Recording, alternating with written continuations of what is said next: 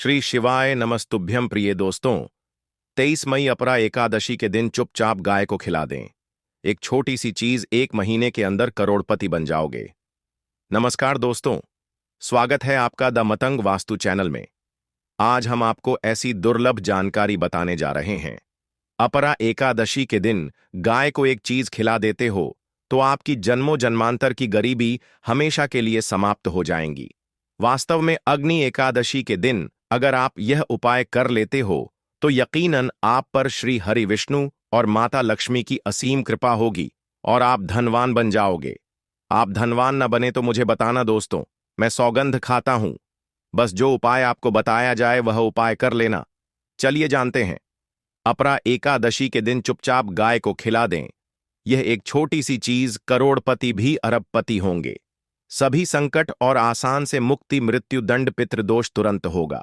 पूरे साल आपके भरे रहेंगे। अन्य धन के भंडार यूं कहें कि आपकी 7 पूतें तक करेंगी। रूपों पैसों पर राज बैंक बैलेंस बढ़ता चला जाएगा। आपके घर में वेतन है वह कभी खर्च नहीं होगा और बढ़ता ही जाएगा। सभी दुख दर्द संकट कष्ट दूर हो जाएंगे दूर, और सभी सुख आपके कदमों में आ जाएंगे। सभी सुख आपके कदम चूमेगी। यदि आप यह एक छोटी और खास चीज चुपचाप गाय को खिला देते हैं तो तत्काल गरीबी आपके जीवन से खत्म हो जाएगी। योग से राजा बन जाता है और 33 कोटि देवी देवताओं को धारण करने वाली गौ माता की असीम कृपा व्यक्ति पर आजीवन बसती है। व्यक्ति के घर में कभी भी अन्य धन वस्त्र की कमी नहीं होती। अन्य धन के भंडार व्यक्ति के घर में भरे रहते हैं। अपरा एकादशी के दिन गाय का यह उपाय करने से व्यक्ति के जीवन से तत्काल गरीबी खत्म हो जाती है। तो दोस्तों, कौन कौन से बेगौ माता से जुड़े खास और महत्वपूर्ण उपाय हैं जिन्हें यदि अपरा एकादशी के दिन कर लेते हैं? तो दोस्तों, गाय का उपाय बताने से पहले मैं आपको अपरा एकादशी पूजा के बारे में थोड़ा सा जानकारी दे देता हूं कि अपरा एकादशी कब है और इस महीने में किस तारीख को है, 23 या 24 मई। तो इस वर्ष अपरा एकादशी 23 मई 2025 को पड़ रही है। अपरा एकादशी के दिन आपको पवित्र नदी में स्नान करना है।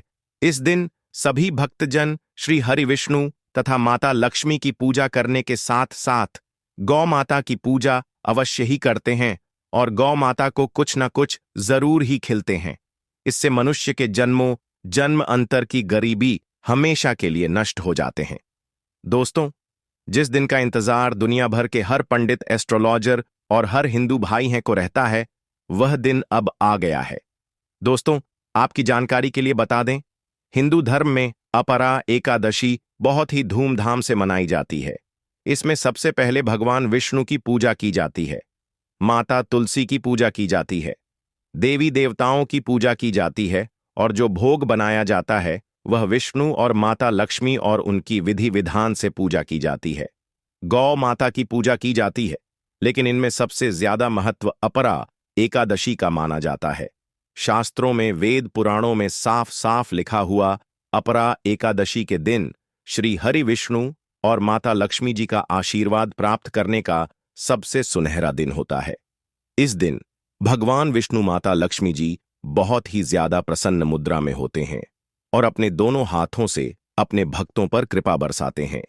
एक तरफ दोस्तों मान्यता है, अपरा एकादशी के दिन जो सूर्य होता है वह अन्य दिनों के मुकाबले सबसे ज्यादा प्रकाशमान होता है।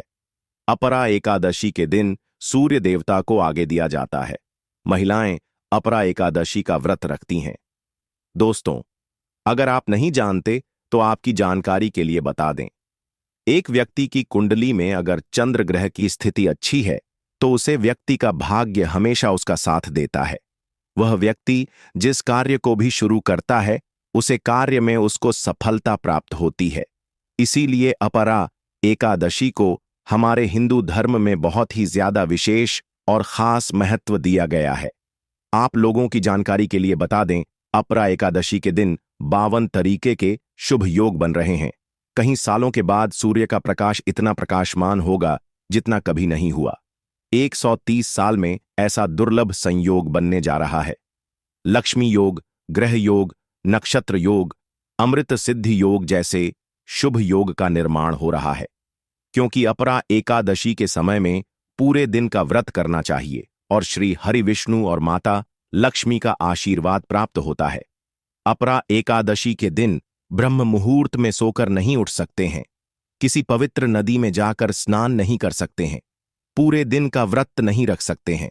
वैसे तो दोस्तों, अपरा एकादशी के दिन स्नान और प्रात का विशेष ही महत्व होता है, लेकिन इस दिन अगर आप ज्योतिष शास्त्र तंत्र शास्त्र के अनुसार एक गाय वाला उपाय विधि विधान से अपरा एकादशी वाले दिन कर लेते हैं तो आपकी जन्मों जन्मांतर की गरीबी हमेशा के लिए समाप्त हो जाएंगी। वास्तव में अगर आप अपरा एकादशी के दिन अगर आप यह उपाय कर लेते हो तो यकीनन आप पर श्री हरि विष्णु और माता लक्ष्मी की असीम कृपा होगी और आप धनवान बन जाओगे। इस दिन सभी भक्तजन श्री हरि विष्णु तथा माता लक्ष्मी की पूजा करने के साथ साथ गौ माता की पूजा अवश्य ही करते हैं और गौ माता को कुछ न कुछ जरूर ही खिलते हैं। अब आप सोच रहे होंगे कि गाय को ऐसा क्या खिलाने से और ऐसा क्या उपाय करने से आपको भगवान विष्णु और माता लक्ष्मी का आशीर्वाद मिल सकता है। तो दोस्तों, आपने देखा होगा जब भी आपके घर पर दिवाली की पूजा होती है या धनतेरस की पूजा होती है या फिर एकादशी की पूजा होती है तो आपके घर वाले गौ माता की पूजा जरूर करते हैं और गौ माता को जो भोग होता है उसमें से कुछ ना कुछ खिलाते हैं, ज्यादा नहीं तो 2 पूरी अवश्य ही खिलाते हैं। तो दोस्तों, आपको इस उपाय को अपरा एकादशी वाले दिन ही करना है और सूर्य देव को आगे देना है और उनकी विधि विधान से पूजा करना है।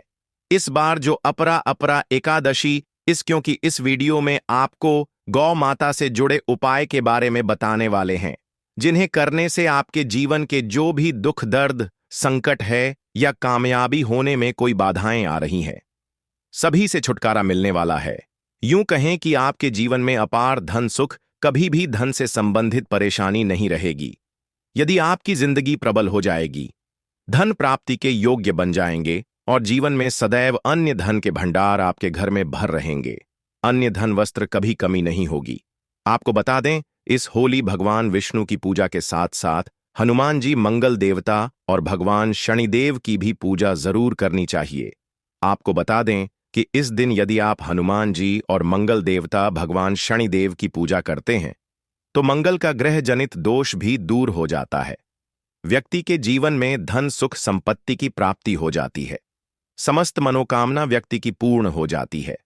दोस्तों, आपको हम बता दें कि ऐसी ज्ञानवर्धक जानकारी आपको हम पैसों में भी बांट सकते थे, पर हमारे चैनल का मकसद है जनहित में जन कल्याण एवं जन सेवा करना। इसीलिए आपके लिए जो जानकारी बताते हैं वह फ्री में बताते हैं, इसलिए आप इस वीडियो को भी जरूर लाइक करें। और दोस्तों, मैं आपसे एक अनुरोध और करना चाहूंगा कि आप अपनी राशि कमेंट बॉक्स में जरूर डाल दें, जिससे कि आपकी राशि के अनुसार हम आपको कुछ ऐसे उपाय बता सके जिससे आपको लाभ की प्राप्ति हो, क्योंकि हम राशि से जुड़े उपाय भी आपको बताते हैं। तो आप कमेंट बॉक्स में अपनी राशि हमें जरूर बताएं या अपना नाम बताएं जिससे आपके लिए कुछ हम ऐसे उपाय बता सके। साथ में जय गौ माता अवश्य लिखें दोस्तों।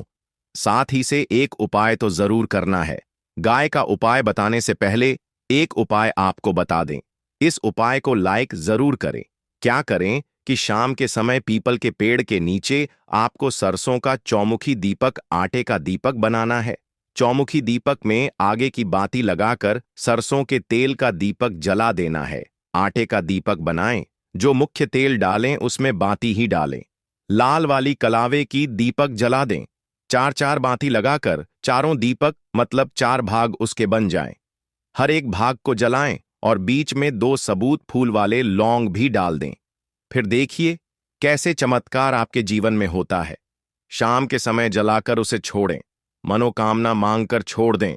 दोस्तों, अभी तक अपने चैनल को सब्सक्राइब ना किया हो तो जरूर कर लें, इससे आपको और भी ज्ञानवर्धक जानकारी सीधे माध्यम से प्राप्त हो सके। दोस्तों, यह गौ माता वाला उपाय बहुत ही प्रभावशाली उपाय बताया। मैंने आपको इस उपाय को जरूर करें। बहुत ही लाभकारी उपाय बताया है, बहुत ही आपको लाभ देगा यह उपाय। और अब बात करें गौ माता से जुड़े कौन कौन से उपाय। आपको इस दिन मतलब गाय से जुड़े जिन्हें करने से व्यक्ति को 7 पीढ़ियों तक बैंक बैलेंस की कमी नहीं होती, दुख दर्द संकट कष्ट दूर हो जाते हैं और सभी सुख व्यक्ति के कदमों में आ जाते हैं। तो दोस्तों, अपरा एकादशी के दिन आपको भगवान विष्णु माता, लक्ष्मी माता की विधि विधान से पूजा करना है और उसी के साथ गौ माता की पूजा अवश्य करना है। और गौ माता को जो भोग अपरा एकादशी पूजा के लिए बनाया गया था, उसे भोग से 2 पूरी जरूर ही खिला देनी है। सूखी पूरी नहीं खिलाना है। पूरी के ऊपर आप मिठाई या कोई सब्जियां, हलवा जो भी बनाया है, वह आपको गौ माता को जरूर ही खिलाना है। दोस्तों, हर एक और मांगलिक काम में गौ माता या उनसे जुड़ी चीज जैसे गाय का गोबर, गोमूत्र, गाय का दूध अथवा गाय के दूध से बना घी जरूर शामिल करें। इससे आपको पुण्य भाव की प्राप्ति होगी। सनातन परंपरा के अनुसार जिस घर में गाय होती है, उसे घर से जुड़े सभी वास्तु दोष स्वयं खत्म हो जाते हैं, क्योंकि पंचम या के बिना कोई भी पूजा पाठ और हवन सफल नहीं होता। दोस्तों, महीने में एक बार हो सके तो परिवार सहित एक बार गौशाला जाने का नियम जरूर बनाएं और हो सके तो गायों को हरा चारा जरूर खिलाएं, जिससे सभी वास्तु दोस्त शांत हो जाते हैं। दोस्तों, आपका प्रिय चैनल कभी किसी को भी गलत जानकारी नहीं देगा और इनसे जुड़े दोषों का निदान हो जाता है। गर्मियों में गौ माता को पानी पिलाएं और सर्दी में गौ माता को गुड़ जरूर खिलाएं। ध्यान रखें कि अपरा एकादशी वाले दिन गौ माता को गुड़ जरूर ही खिलाना है। गर्मियों में गाय को गोदना खिलाए। अनेक देवी देवताओं को अपने शरीर पर धारण करने वाली गौ माता से जुड़े कई शुभ और अशुभ संकेत भी होते हैं। मतलब गाय का दूध दौते समय यदि गाय ठोकर मार दें और सारा दूध बिखर जाए तो अपशगुन होता है। यदि कोई यात्रा पर निकल रहा हो और गाय अपने बछड़े को दूध पिलाती सामने आ जाए तो निश्चित रूप से कि यात्रा के लिए आप निकले हैं। वह यात्रा आपकी जरूर ही सफल होगी और वह जिसके लिए आप निकले हैं वह जरूर ही पूर्ण यात्रा पर जाते समय गाय की आवाज आना और रात्रि में गाय की हुंकार करना भी शुभ होता है। दोस्तों, साथ ही साथ गाय के साथ आप भूलकर भी यह काम न करें, अन्यथा मिलता है।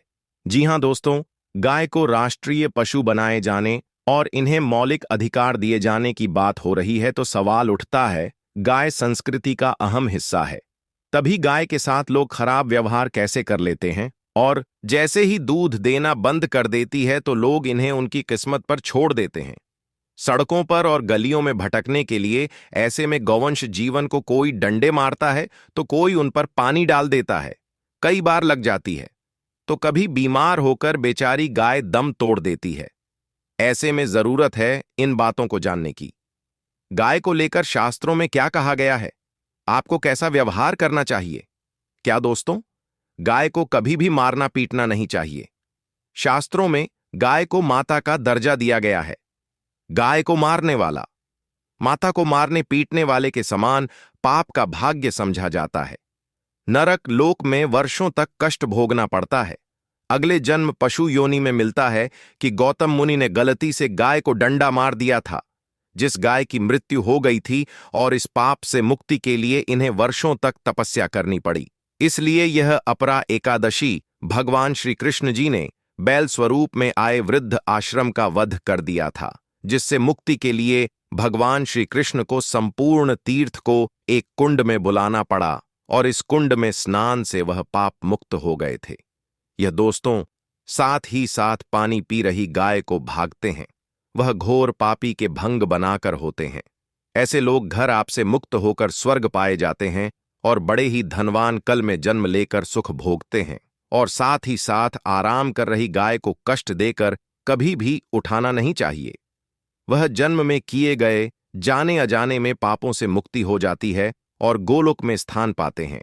गाय को डंडा मारकर उठना, पानी डालकर उठाने से मनुष्य पाप का भागी बनता है और अगले जन्म में उसे दर दर भटकना पड़ता है। और साथ ही साथ शास्त्रों में बताया गया है, जो लोग गाय की सेवा करते हैं और उनका भोजन खिलाते हैं और उनकी परवरिश अच्छी तरह से कहते हैं, तो वह लोगों के जीवन की सभी इच्छाएं पूर्ति होती हैं। गाय के बछड़े से बचा हुआ दूध ही मनुष्य को लेना चाहिए, परंतु कुछ लोग एक बार गाय को धो लेने बाद फिर से बछड़े के लिए बचा हुआ दूध भी धो लेते हैं। ऐसा करना घोर पाप कहा जाता है। ऐसे दूध को धोने वाला और ग्रहण भी बन जाते हैं। दोस्तों, साथ ही साथ शास्त्रों में कहा गया है कि गौंश मतलब गाय और बैल के पीठ पर नहीं बैठना चाहिए। उनका पीठ पर बैठने से महापाप लगता है। ऐसे लोगों को नरक की यात्रा भोगनी पड़ती है। एकमात्र देव के अंश के उत्पन्न नदी ही गौवंश है, जिस पर स्वयं महादेव और महादेवी सवारी करती है। क्योंकि नंदी ने स्वयं अपनी इच्छा से महादेव की सवारी बनना स्वीकार किया था, और साथ ही साथ शास्त्रों में गाय के दान को बहुत ही महत्व दिया गया है। परंतु ऐसी गाय का दान कभी नहीं करना चाहिए जो बूढ़ी और बीमार हो। कठोपनिषद में नचिकेता की कथा भी इस संदर्भ में है कि जिस नचिकेता ने पिता द्वारा बूढ़ी गाय को दान करने पर आपत्ति जताई थी, दूध देने वाली और बछड़े सहित जो लोग गाय का दान करते हैं, वह महान पुण्य को हासिल करके स्वर्ग में स्थान पाते हैं। दोस्तों, साथ ही साथ सूर्य, चंद्र, मंगल या शुक्र की युक्ति राहु से हो तो पितृदोष होता है। यह भी मानता है कि सूर्य का संबंध पिता से एवं मंगल का संबंध रक्त से होने के सूर्य, यदि शनि राहु या केतु या दृष्टि हो तथा मंगल की युति राहु या केतु से हो तो पितृदोष होता है। इस दोष से जीवन संघर्ष में बन जाता है। यदि पितृदोष हो तो गाय को प्रतिदिन या किसी भी एक अपरा एकादशी के दिन रोटी, गुड़, चारा आदि खिलाने से पितृदोष। दोस्तों, हर एक और मांगलिक काम में गौ माता या उनसे जुड़ी चीज जैसे गाय का गोबर, गोमूत्र, गाय का दूध अथवा गाय के दूध से बना घी जरूर शामिल करें। इससे आपको पुण्य भाव की प्राप्ति होगी। सनातन परंपरा के अनुसार जिस घर में गाय होती है उसे घर से जुड़े सभी वास्तु दोष स्वयं खत्म हो जाते हैं। गाय के ऊपर जो कूबड़ होती है वह बृहस्पति गुरु है। अतः जन्मत्री में यदि बृहस्पति अपनी नीच राशि मकर में हो या अशुभ शिवलिंग में जा रहे हो और सामने से गौ माता आई हुई दिखाई दे तो गौ माता को अपनी दाहिनी ओर से जाने देना चाहिए। आपकी यात्रा जरूर ही सफल होगी। और साथ ही साथ यह संकेत भी जान लें, यदि आप यात्रा पर जा रहे हैं और सामने आपके गाय पड़ जाए अथवा अपने बछड़े को दूध पिलाती हुई सामने गए दिखाई दे जाए तो समझ जाना कि वह यात्रा आपके लिए जरूर ही सफल होगी। और साथ ही साथ जिस घर में गाय होती है उसमें वास्तु दोष स्वतः ही खत्म हो जाता है। और आप भी रोटी बनाएं, प्रतिदिन ताजी रोटी ही बनाएं। गाय को अगर आपने रोटी बनाई है तो कोशिश करें कि उसे रोटी को आप तुरंत ही गाय को खिला दें।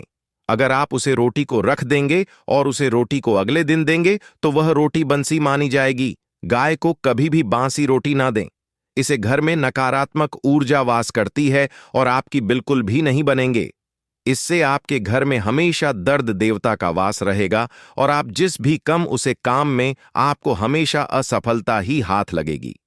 इसीलिए कोशिश करें गाय को रोजाना ताजी रोटी बनाकर खिलाएं। बासी रोटी गाय को ना दें। और साथ ही साथ सड़ी गली चीज गाय को नहीं खिलानी चाहिए कि घर में कोई फल है, कोई सब्जी है, सड़ जाए तो लोग क्या करते हैं, गाय को देते हैं नहीं। ऐसा नहीं करना चाहिए। ऐसा करने से यदि आप गाय को खिलाते हैं तो और आप आपके भाग्य बन जाते हैं। और साथ ही साथ आप आटे की 11 लोई यहां बनाकर उनके ऊपर हल्दी लगा के इसके बाद गाय को खिलाएं।